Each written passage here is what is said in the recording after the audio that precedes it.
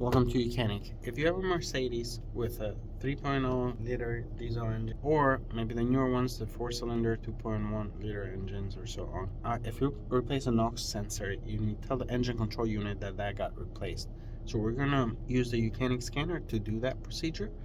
Now here we're working on 2015 GL350.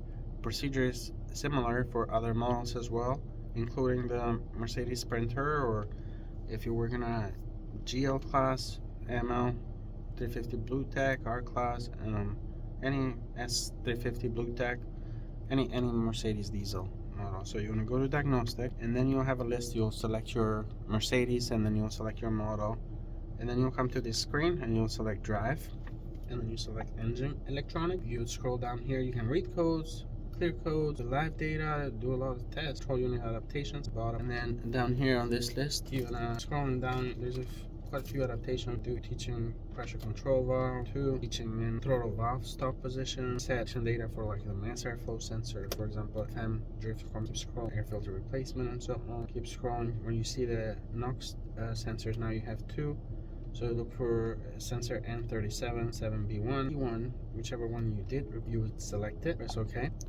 It's pretty simple procedure. Basically, tells engine control unit, because what happens with these cars is the engine control unit monitors that sensor, and it looks at the voltages. Is how it gets the signal, really.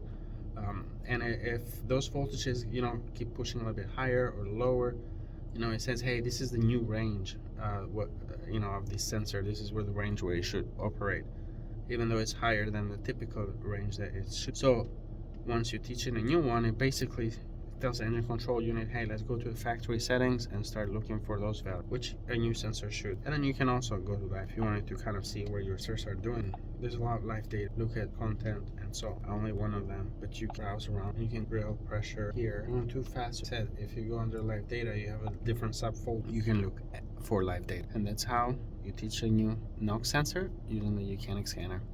Thank you for watching YOUCANIC, where you can be the mechanic.